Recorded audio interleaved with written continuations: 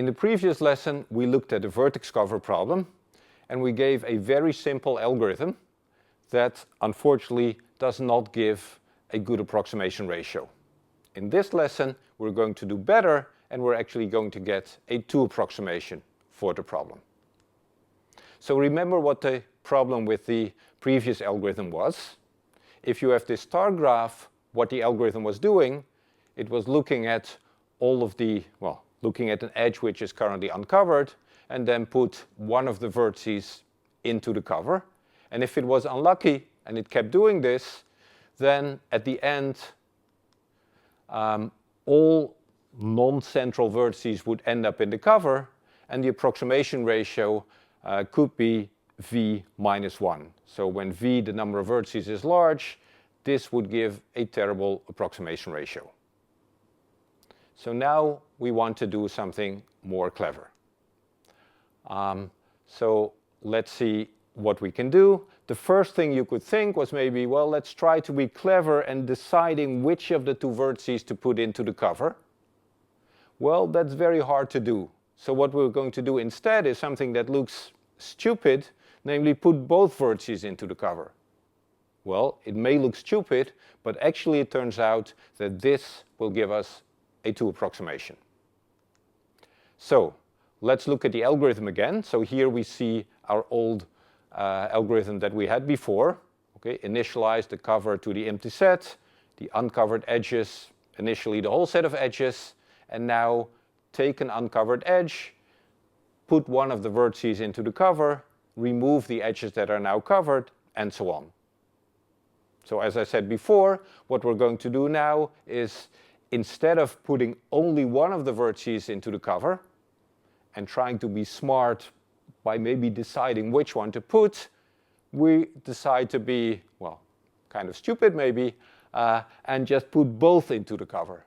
Okay, and as you see in the example here, this works great because now we're sure to also put the central vertex, and suddenly we have covered all the edges in our graph. Okay. So this is the idea, this is our algorithm.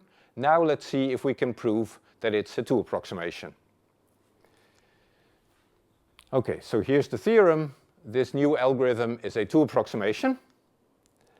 And remember that the general setup of the proof of such a statement is that we're going to look at the value of the solution, so the size of the cover in this case, generated by our algorithm, and then prove that this is at most, well, if we want to have a 2 approximation, at most 2 times the lower bound.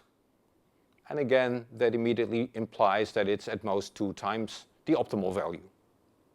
So the first thing we need to do is we need to come up with a good lower bound. So let's try to see how we can do that. So the important concept for the lower bound that we will be using is the concept of what I call disjoint edges.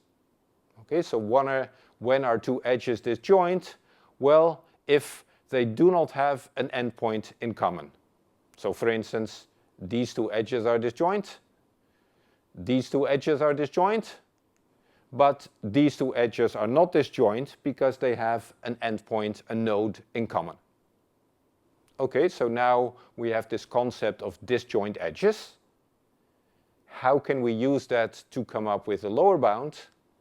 Well, that's as follows.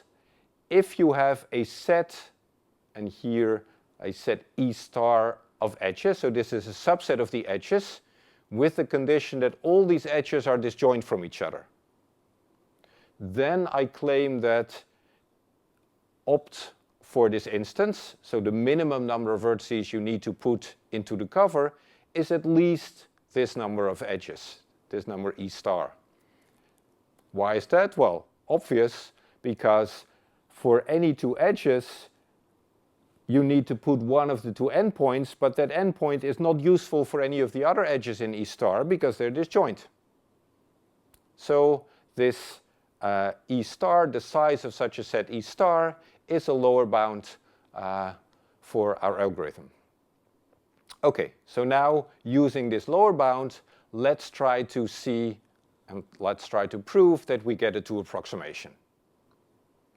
Okay, so if you look at this algorithm, what you see is that in line 3, okay, we select an edge UV. Then we put both vertices into the cover, and then in step 5, we're going to remove all the edges that are either have U as an endpoint or V as an endpoint. So that means that every edge that is left must be disjoint from this edge UV. So, in other words, if you look at the edges that are selected over the course of the algorithm in line 3, that's a set of disjoint edges. Okay. What you also see is that if you look at line 4, so in line 4 says once we select an uncovered edge in line 3, we put both vertices into the cover. Well, that simply means that the total number of vertices we put into the cover is equal to 2 times the number of selected edges.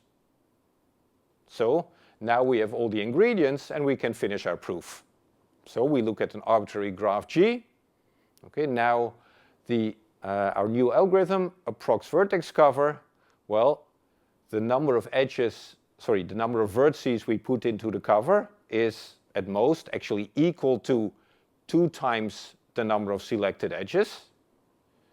Well, these selected edges, as we saw, are disjoint from each other, but that means that the size of this set of selected edges is a lower bound. So what we get is 2 times the lower bound, and this is 2 times opt, and we're done. Okay, so here's a simple quiz. Now we prove that the approximation ratio is 2, but it could be that maybe by a more smarter proof that we can prove something better. So the question is this algorithm A actually a 1.5 approximation, or B, no, this approximation ratio 2 for this algorithm is tight? Well, actually, the answer is B, and there's a very simple example. If I just would have a graph with one single edge, well, what's the algorithm going to do? It's going to look at this edge, which is now uncovered, put both vertices into the cover, whereas obviously putting only one would be sufficient. So here, algorithm gives a solution of size 2, opt is 1, so the approximation ratio 2 is tight. So, 2 does not seem like a very strong bound. Of course, we would like to get something better. Unfortunately, this, even though many computer science researchers looked at this problem, and the algorithm we just gave is extremely simple, right? You would think that probably somebody would come up with something a little bit smarter and get an approximation ratio which is better than 2. Well, this is not the case. Nobody has found anything which is better than 2, not even 1.9999. Actually, what is also interesting to note is that, okay, maybe we still have some hope that we can get a little bit below 2 for the approximation ratio, but as the second statement that you see here shows, is that it's not possible to get really close to 1. Right? It's impossible to get something better than roughly 1.3, because already computing a 1.36 approximation, as you see here, already that problem is NP hard. And so another interesting observation is that what we did here is, well, we gave an algorithm and we actually proved that no matter what happens, it's always a 2 approximation, so it's always at most 2 times opt. And we did that by always putting both vertices of the uncovered edge into the solution. We did that because it's kind of difficult to decide which one to put into the cover. Now what you could do is maybe put the vertex that covers the maximum number of new edges and use that. So find a vertex with high degree that covers lots of vertices and put that into the cover. Well, if you analyze it, then it could actually be worse than a 2 approximation. but in practice, it's probably going to be better. So you have to be careful if you think about something that you could prove in theory, then maybe another algorithm that in theory has a worse bound, maybe in practice it usually works better. So then you have to make a decision.